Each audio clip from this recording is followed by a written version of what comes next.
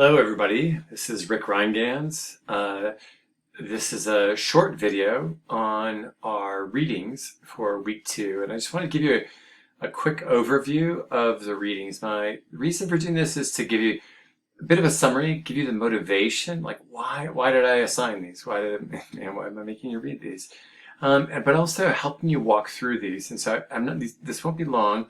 I'm going to do this in 2 parts. The first one is going to be about our first reading for today, which is by Odgen et al., which is on emerging infectious diseases and biological invasions, a call for a One Health collaboration in science and management. So I'll talk about that. And the second one I'm going to talk about is actually the one that's 4th on our list, which is the Origins of Major Human Infectious Diseases by Wolfe, Donovan, and Diamond. And so I'm going to talk through both of these. I won't... I'll show how we access them. So I'm going to start by, let's do the first one first, which is the Odgen et al. You can either click on the file, or you could go to the link. If you go to the link, you can click full site, and then I hit PDF, and I get a version of this paper. So why did I pick this paper? There's a couple of reasons. First of all, I wanted to introduce the idea of the One Health concept, which is an idea that we should think about human, environmental, and animal health together. It's a relatively new concept. I think the relationship between human, animal, environmental health is mediated in many ways by the kind of social and economic relationships that we focus on often in sustainable development. The other reason is that it also focuses on thinking about how we use science for management. So how do we take different perspectives on science, or understanding patterns of, in this case, biological invasions and emerging infectious diseases, and use them to inform management or response or action, however we think about it.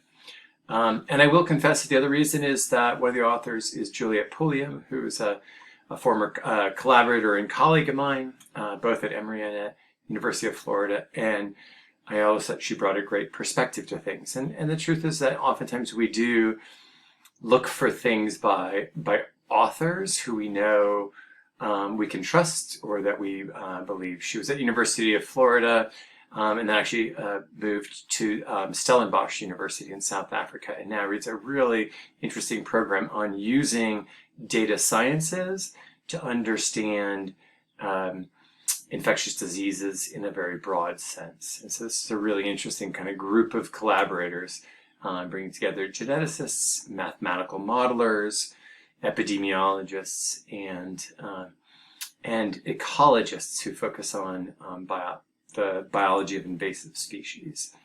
So that's that. So a couple things to think about.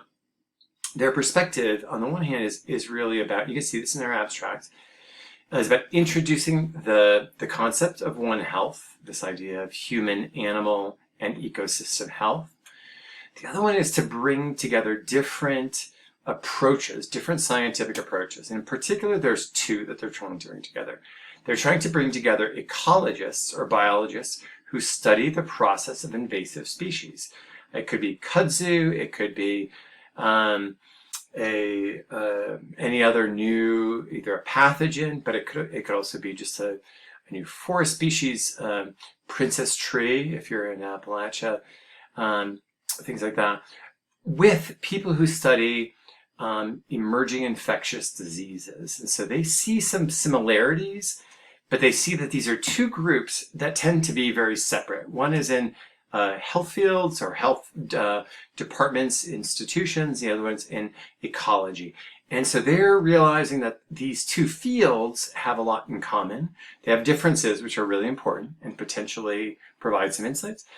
But they think that they have a lot to learn from each other. And as a group, if you look at their, kind of where they come from, they're writing this because they clearly learned a lot from each other. So they're trying to share different perspectives and how that works together, how these different perspectives enhance their own understanding, right? So they think about this both as they describe in their abstract. They can think about the factors that are barriers to the introduction of an invasive species or the emergence of an infectious disease.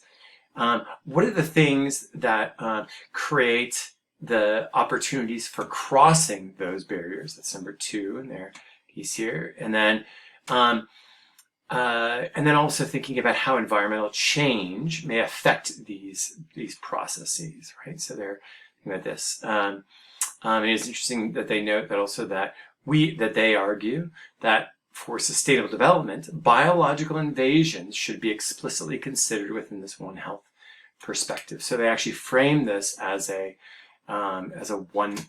sustainable development question. So they, again, I won't go through, they do a little bit of an introduction of key emerging infectious diseases. What are examples?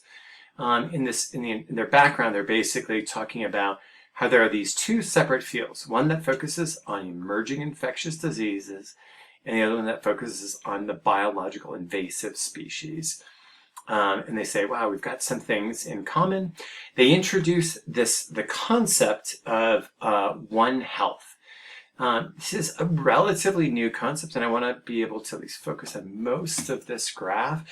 So this is a conceptual model that they developed. It's actually based on a modification of the conceptual framework that comes from the Intergovernmental Panel on Biological and Biodiversity and Ecological Services. They issued a really groundbreaking biodiversity report about 1.5 years ago. And they basically said, well, let's take this and let's see if we can think about biodiversity, not just in its good senses, but also in its negative senses. And so this framework comes right from this. So human well-being is both kind of an end and a starting point. This affects institutions, creates anthropogenic impacts, so increasing like acceleration of land use change and other factors. And this changes biodiversity.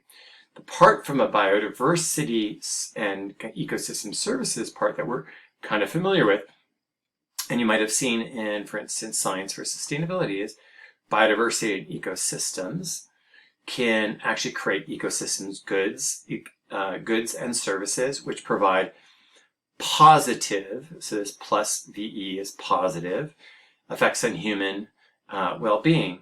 So they posit that we can think about biodiversity in its adverse senses, in the sense of biological invasions and emerging infectious diseases. But they're driven by some of the same processes. They want to put them in the same framework, both anthropogenic and natural drivers. So they see in this case, biodiversity may not be a great thing. And at least if it's an invasive species, if it's an emerging pathogen, it may not be what we want. So this creates ecosystem disservices, including emerging infectious diseases and invasive species. And this creates the negative sign, and VE meaning negative on human well-being. And so they want to create a system where we think about these together. So that's the first part of what they're trying to do with this framework. Okay, so I scroll down a little bit further. They talk a little bit about examples. This figure 2 focuses a little bit more on what that looks like for an invasive species, and how an invasive species at least at a localized level, is an increase in biodiversity, but how this can have negative effects, right? So I won't dwell on this one too much, but it's here they're talking about species that are very water loving, which are water demanding, I should say, which essentially crowd out others, but also have an impact on human access to water and food security. Okay, so they talk a little bit about different strategies. In section 2, the key that I want you to think about is they present us a framework for understanding leaps. And we've talked a little bit in the previous lecture about leaps that happen in emerging infectious diseases. And they talk about it here with emerging infectious diseases and invasive species together. And they start by thinking about barriers. What are the barriers to the movement of a new species for a species to a new environment? What are the barriers? About geographical, right? So there's a mountain range, or there's a river, or there's an ocean. There's a geographical difference. there might be compatibility. So the new potential environment or host environment might not be appropriate. That could be either it's the conditions aren't right, the temperature's not right, or the genetic makeup of a pathogen might not be right for a new host, right? So there's a compatibility. And then there's also environmental conditions. And along with it, they give examples of emerging infectious diseases. They talk about processes by which those barriers can be leaped, right? So these are the things that keep species that we don't want, whether it's kudzu or coronavirus, away. And these are processes that overcome those barriers. So they talk about dispersal, evolution, and disturbance. And so you can think about these. I want you to try to think about them as, as environmental disturbance, but also disturbance in our kind of broader environment. So think about the two examples, invasive species and emerging pathogens together. I just want to bring you down to figure 3 here, which kind of shows the same idea and provides some new examples, right? So they think about barriers. So the barriers being geography, kind of genetic compatibility or host compatibility, and the environment, and how in both we think about processes that breach it for both invasive species and for emerging infectious diseases. So dispersal, so somebody brings a new seed to a new place. Evolution, we have a change in a pathogen or potentially in an invasive species. And environmental change, so that could be climate driven, it could be land use driven, a whole series of things that can create a change. And so they're trying to create these parallels between what ecologists are concerned with around invasive species and what we might be concerned with in this class around emerging infectious diseases. And so they talk through those different examples. I don't want to dwell on these too much, but they talk a little bit about why are there similar methods between these. And so these methods include a whole series of things from developing models, but also different empirical approaches for understanding what's happening. So how do we know what's moved how far? Right, so think about that for a second. Where's the kudzu? Where is rabies? Where are tick-borne diseases, which is someplace in between, which includes a little bit of an invasive species and then an emerging infection. All of those are kind of relevant. They look at the kind of differences between them, and their argument here is that these two different perspectives, the kind of epidemiologists who look at emerging infectious diseases and biologists who look at biological invasive species, have differences, but they're actually it's helpful to borrow from one another. And some of the differences that they point out are the fact that invasive species tend to move slower than emerging infectious diseases, and that's kind of true, except when maybe when the two are linked, like tick-borne diseases. But certainly coronavirus is moving so fast, much faster than, again, kudzu is my kind of go-to example around here. And part of it has to do with the nature of the organisms that are involved. In emerging infectious diseases are often very driven by kind of small, fast-moving species like viruses and bacteria, whereas larger, more complex organisms like plants and animals have slower reproduction rates, slower opportunities for movement in some senses. So that changes it. And again, then they go through different strategies, different risk management strategies that might be used by public health and epidemiologists to control emerging infectious diseases and people concerned about biological invasions. So those are different perspectives. And so those are the main things that I wanted you to kind of take. So they're really trying to bring together different philosophical, methodological approaches to understanding problems and saying, hey, these problems aren't so different. And if we think about similarities and differences in a constructive way, that might be productive. So I have two goals in assigning this. One of them is to get you to see those differences. Think about a little bit more about the science, both of the emerging infectious diseases and about the biological invasive species, but also to think about for both how social and economic differences might create similarities and differences. That's not really dealt with very much in this particular article, but it's the question that for me, I'm left wondering. Okay, so how is there, can we think about similarities and differences in the social and economic impacts, and how that affects or interacts with these differences in the biology or ecology of these.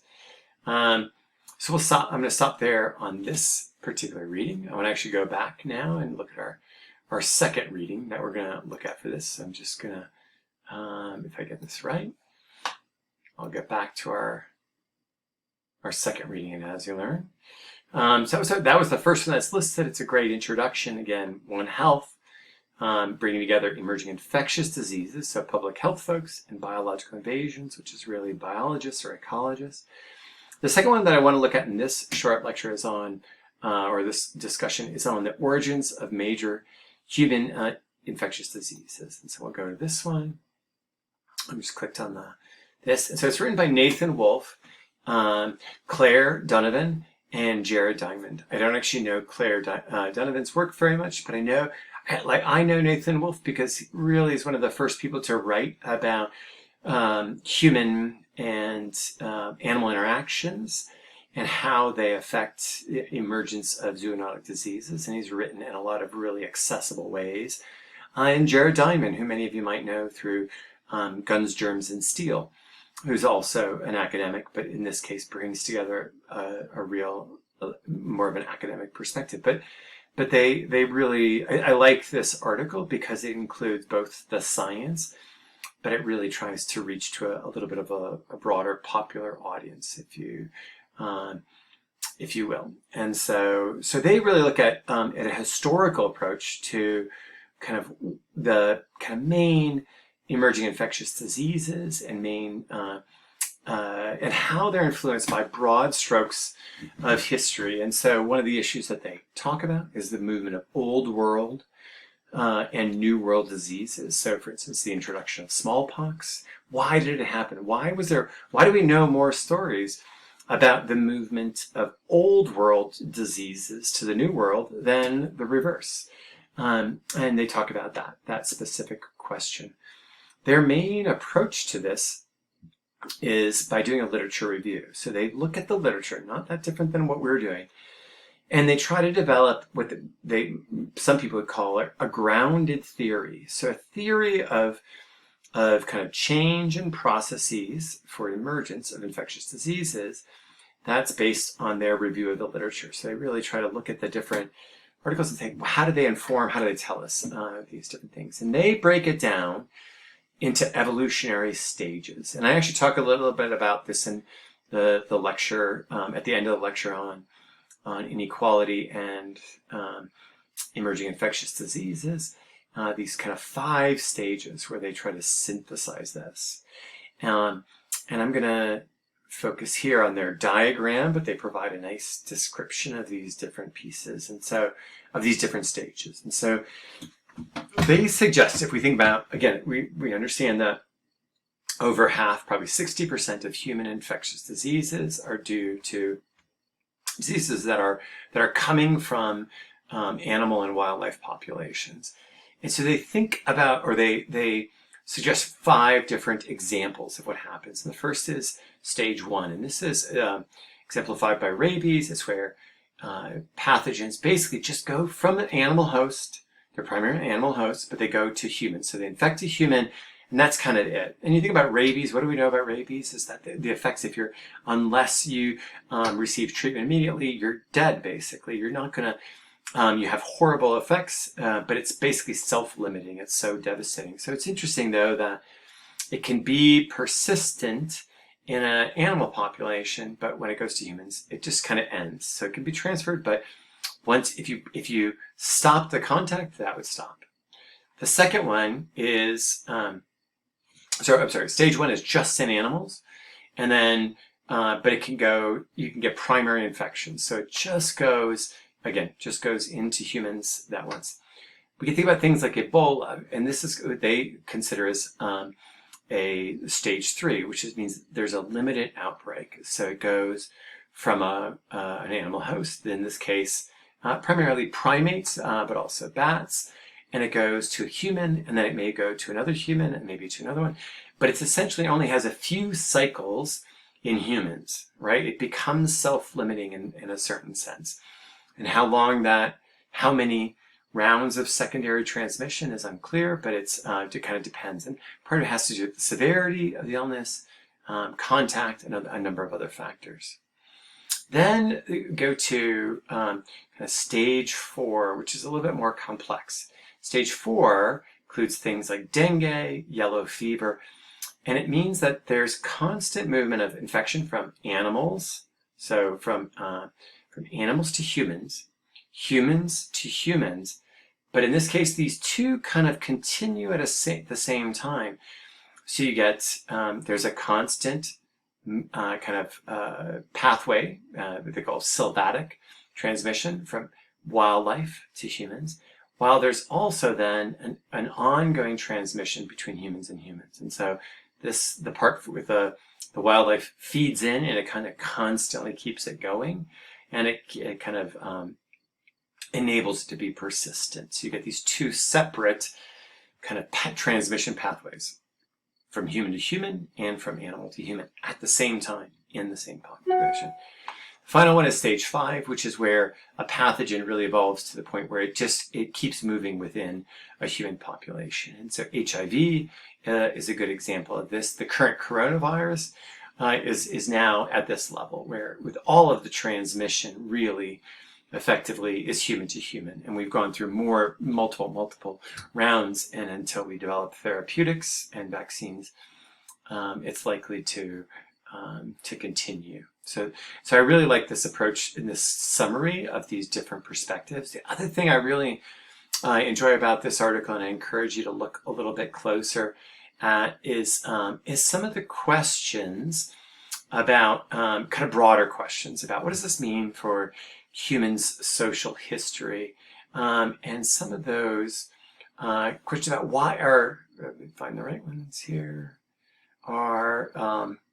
they start around kind of geographic origins and the difference. Why do we see, again, what is it about New World and Old World transmissions, and what is it about tropics and temperate zones? And so they look at why we might expect more transmission from temperate to tropics, and why we also saw more transmission from Old World to New World. And so I think those are really interesting. A lot of it has to do with the nature of hosts and the availability of non-human hosts in tropical and New World environments. And so so those are the points that I wanted you to kind of get from this. Again, a little bit more of an understanding of how transmission makes a difference in emergence, but also how the broader interaction between kind of biology and ecology, and kind of broad historical processes around colonialism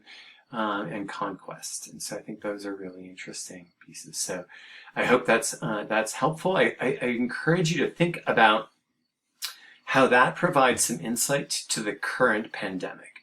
What does that tell us about movement from it, and does that continue to be the case? Does what we understand about colonial transmission from old world to New World, does it still hold now? And where do we think the gradients for transmission might be greater? Where is the kind of origin of emergence, and where is the kind of destination of it? Thanks for listening, and talk to you soon. Bye.